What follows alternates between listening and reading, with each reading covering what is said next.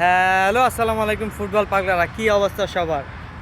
আজকে no girlfriend, no study. আজকে কোনো কিছুই হবে না। আজকে রাতে শুধু ফাটাফাটি হবে। সুপার ফাইনাল, সুপার ক্লাসিকোতে মুখোমুখি স্প্যানিশ দুই super giant Real Madrid versus Barcelona. ভাই, উত্তাপটাই অন্যরকম, অন্যতম একটা উত্তাপ।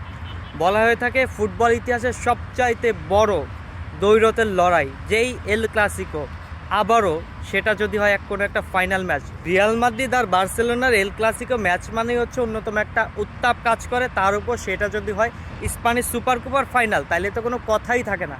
অর্থাৎ আজ ঠিক রাত 1টায় 259তম এল ক্লাসিকোতে মুখোমুখি হচ্ছে বার্সেলোনা ভার্সেস রিয়াল মাদ্রিদ। মানে বার্সেলোনা রিয়াল মাদ্রিদের এই এল ক্লাসিকো ম্যাচ হইলে পুরো গোটা ফুটবল বিশ্ব দুইটা ভাগে ভাগ হয়ে পড়ে। একটা ভাগ রিয়াল মাদ্রিদ, একটা ভাগ হচ্ছে বার্সেলোনা। আপনি একবার চিন্তা করেন যে এল ক্লাসিকোটা শুধুমাত্র এই 90 মিনিট বার্সেলোনা রিয়াল মাদ্রিদ ফুটবলারদের ভিতরেই সীমাবদ্ধ থাকে না, বরঞ্চ ফুটবল ছাড়িয়ে গোটা ক্রীড়া বিশ্বে এই এল ক্লাসিকো ম্যাচটার উত্তাপটা কিন্তু ছড়িয়ে পড়ে। আর 258টা এল ক্লাসিকো হয়ে গেছে। আজকের এল ক্লাসিকো ম্যাচটা হইলে কিন্তু 259টা এল ক্লাসিকো ম্যাচ হয়ে যাবে।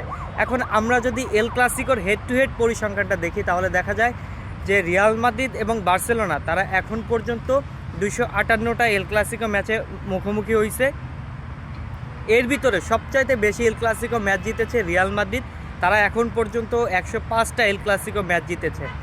আর অপর দিকে বার্সেলোনা ফুটবল ক্লাব তারা 101টা এল ক্লাসিকো ম্যাচ জিতছে। অর্থাৎ বার্সেলোনা থেকে রিয়াল মাদ্রিদ 4টা ম্যাচ বেশি জিতেছে, আর অপর দিকে 52টা ম্যাচ কিন্তু ড্র হয়েছে। অর্থাৎ পরিসংখ্যানের দিকে তাকাইলেও কিন্তু দেখা যায় একবার সমানে সমান খেলা হবে পাগলা। আজকে রাত ঠিক 1টায় সৌদি আরবের কিংস আবদুল্লাহ স্পোর্টস সিটি স্টেডিয়ামে মুখোমুখি হবে Real Madrid versus Barcelona football club.